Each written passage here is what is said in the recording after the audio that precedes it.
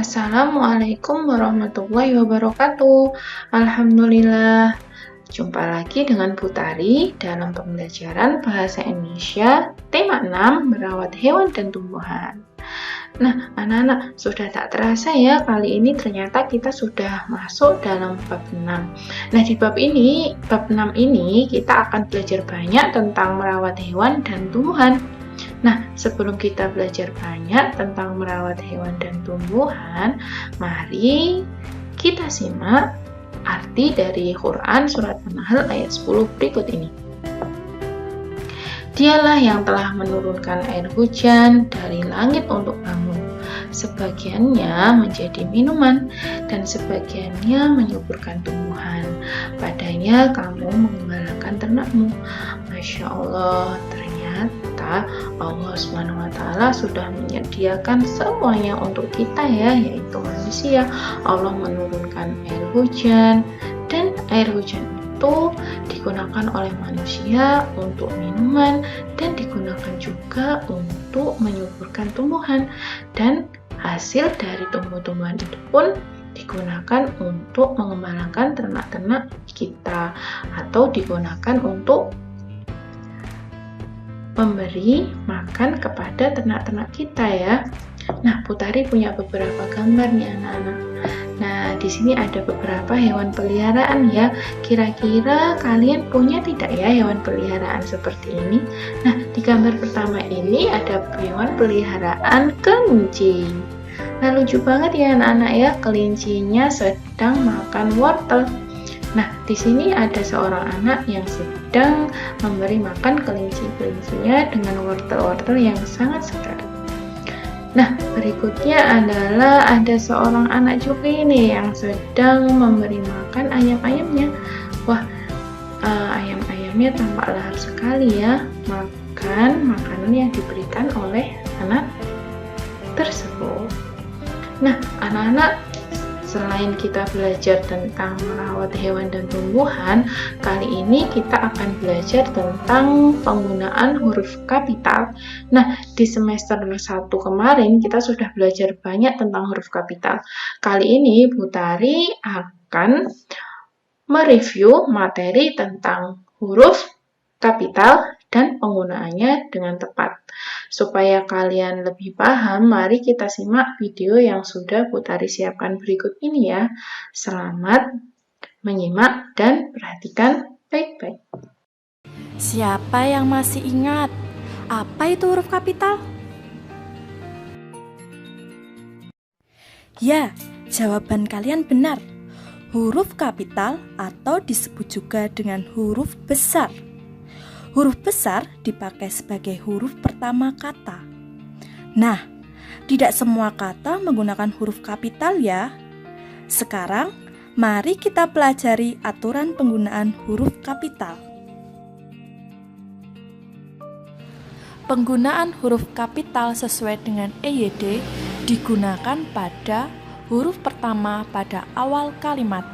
Contohnya berikut ini. Ibu belanja sayur dan buah ke pasar. Huruf I pada awal kalimat harus menggunakan huruf kapital. Yang kedua, huruf kapital digunakan pada huruf pertama nama orang.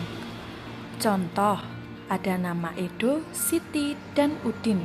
Setiap huruf pertama pada nama orang harus menggunakan huruf kapital. Yang ketiga, huruf kapital digunakan pada huruf pertama nama bulan dan hari.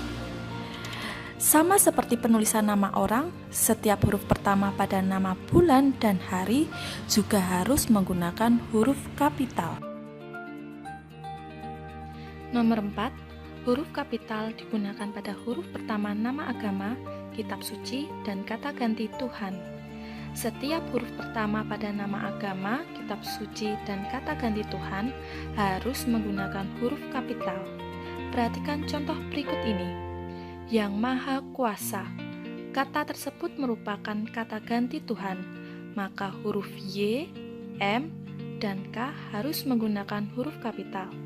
Contoh berikutnya, berdoa kepadanya. Huruf N pada kata kepadanya juga harus menggunakan huruf kapital karena merupakan kata ganti Tuhan.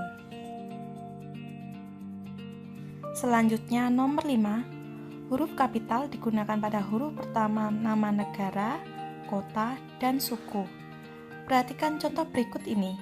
Penulisan pada nama negara Indonesia, Amerika, kota Semarang, Jakarta, dan nama suku Jawa, Dayak, Batak. Setiap huruf pada nama kota, negara, dan suku menggunakan huruf kapital. Oke anak-anak, tadi kalian sudah belajar tentang aturan penggunaan huruf kapital. Sudah mengerti ya? Nah, sekarang kita belajar tanda baca titik. Tanda titik dipakai pada akhir kalimat, tapi tidak digunakan pada kalimat pertanyaan atau seruan ya, karena tanda bacanya sudah berbeda. Sekarang perhatikan contoh penggunaan tanda titik. Nomor 1, Udin memegang tong sampah. 2, Siti menyiram bunga di taman. Setiap akhir kalimat pada contoh tersebut menggunakan tanda titik. Sekarang untuk melatih pemahaman kalian, kerjakan soal berikut ini. Tulislah dengan memperhatikan penggunaan huruf kapital dan tanda titik. Nomor 1, batu baterai jam dinding di ruang tamu sudah usang. Mana yang belum menggunakan huruf kapital? Ya, betul, huruf B pada kata batu. Lalu, jangan lupa di akhir kalimat diberi tanda titik. Sekarang soal nomor 2. Ayah bersyukur kepada Tuhan mempunyai anak yang patuh seperti Udin.